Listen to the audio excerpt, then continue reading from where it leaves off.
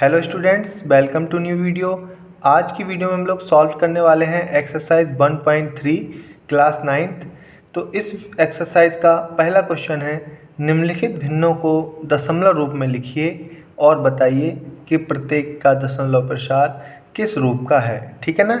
यहाँ पे इन्होंने 6 क्वेश्चन दे रखे हैं जिनका हमें दशमलव रूप लिखना है और बताना है कि इनका दशमलव प्रसार कैसा है। ठीक है ना। तो चलिए हम शुरू करते हैं। इसका पहला क्वेश्चन देखिए, दशमलव प्रसार की कुछ कंडीशंस होती हैं जो मैंने यहाँ पे लिख रखी हैं। ठीक है ना। आप चाहो तो इसका स्क्रीनशॉट ले सकते हो।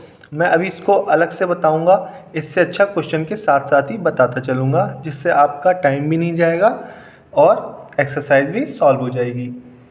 ठीक है ना। तो देखिए, अब इसको हम सॉल्व करते हैं। तो हम देखो, यहाँ पे हमको सिंपली भाग करना है 100 से 36 को। तो देखिए 36 में तो जाएगा नहीं, पॉइंट लगाएंगे, जीरो बढ़ा लेंगे, तो ये हो जाएगा 100 तियाँ 300। ठीक है ना। फिर यहाँ पे बचेगा जीरो, 6 पॉइंट है जीरो, 100 छः 600। ठीक है ना। तो यहाँ पे हमारा क्या बचेगा, शेषफल में 1। ठीक है। तो ये हमारा हो जाएगा इसका आंसर 0.36। ये क्या हो जाएगा हमारा इसका दशमलव रूप। ठीक है ना। अभी हमें बताना है इसका प्रसार। तो देखिए कंडीशंस पे हम आते हैं, तो यहाँ हमको देखने को मिलेगा यदि शेषफल शून्य होता है, ठीक है ना, तब दशमलव प्रसार कैसा होता है, शांत। तो देखिए हमारा शेषफल, सॉरी यहाँ 600 में से 600 जाएगा तो जीरो बचेगा। ठीक है ना। तो शेषफल हमारा शून्य है, तो इसका मतलब दशमलव प्रसार कैसा है हमारा, इसका दशमलव प्रसार शांत है। ठीक है ना। ये इसका आंसर हो जाएगा। चलिए बढ़ते हैं नेक्स्ट क्वेश्चन की तरफ। दूसरा है हमारा 1/11। ठीक है ना। फिर से हम रफ करते हैं। 11 से हम जब 1 को भाग करेंगे तो देखिए पॉइंट जीरो, अभी 10 में नहीं जाएगा तो जीरो लगा के फिर से एक जीरो ले लेते हैं। तो देखिए 11 निम 99। ठीक है। 1 बचेगा, पॉइंट है जीरो बढ़ाया, अब इतने में जाएगा नहीं। ठीक है ना, 10 कम है भाई, तो हम एक जीरो बढ़ा कर, एक जीरो यहाँ लगा लेंगे और एक जीरो यहाँ बढ़ा लेंगे। ठीक है ना। तो फिर से ये 11 निम 99। ठीक है। फिर 1 बच जाएगा। इसी तरह से ये शेष इसका 1 आता रहेगा और ये 0 9 यहाँ पे आता रहेगा।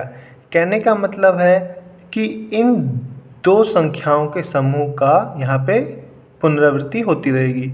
0 और 9 के जो समूह है 0 9, इसकी पुनरावृत्ति यहाँ पे बार बार होती रहेगी। ठीक है ना।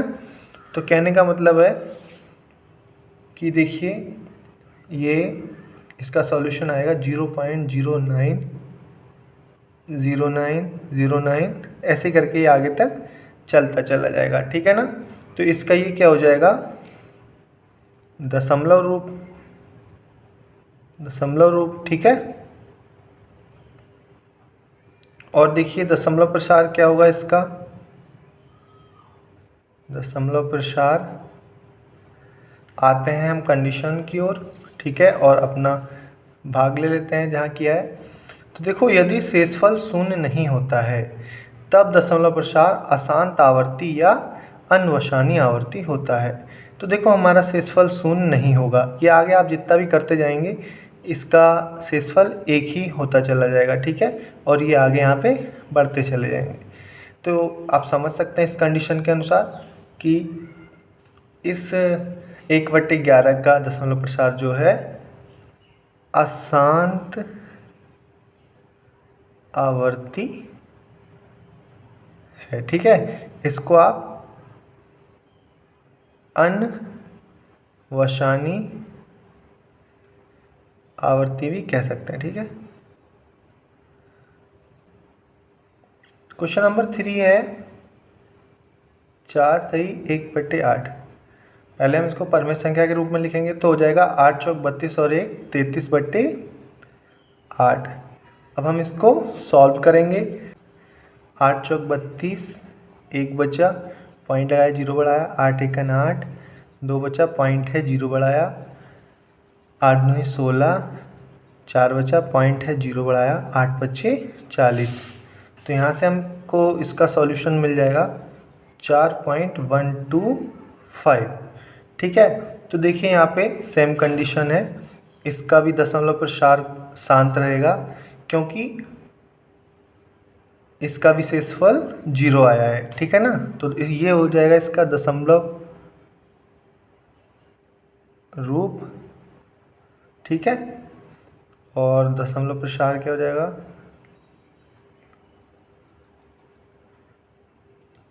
शांत। ठीक है ना, चलिए बढ़ते हैं नेक्स्ट क्वेश्चन की तरफ। Question number 4।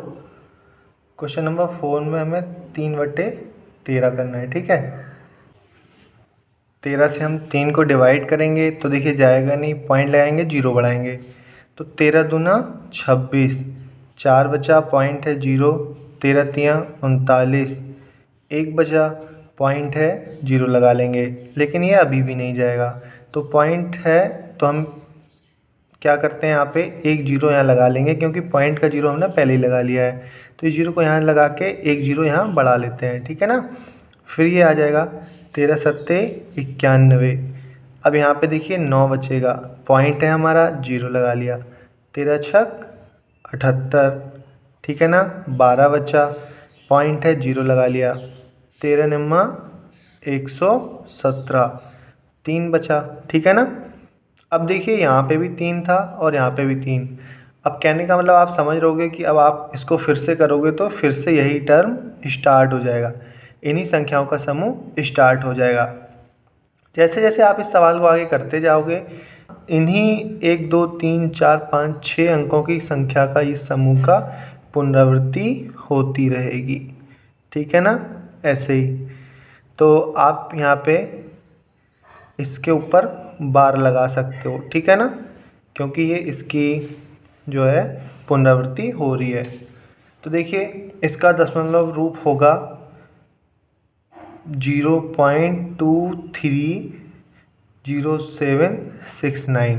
ठीक है ना, ये इसी तरह से आगे बढ़ता चला जाएगा। ठीक है, ये इसका दशमलव रूप हो गया। आप इसको ऐसे भी लिख सकते हो, यहाँ पे इसको आगे बढ़ाने की बजाय 0.230769 ये। ठीक है ना, अब आपको कंडीशन में हम आते हैं।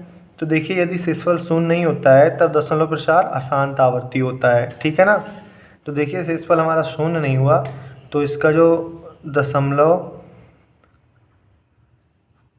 प्रसार है वो क्या हो जाएगा, अशांत आवर्ती। ठीक है ना, मैं उम्मीद करता हूँ कि मेरे बताए हुए ये चारों सवाल आपको बहुत अच्छे से समझ में आ गए होंगे। तो ये जो 5वां और 6ठा है इसको आप खुद से कर लीजिएगा। चलिए चलते हैं नेक्स्ट क्वेश्चन की तरफ।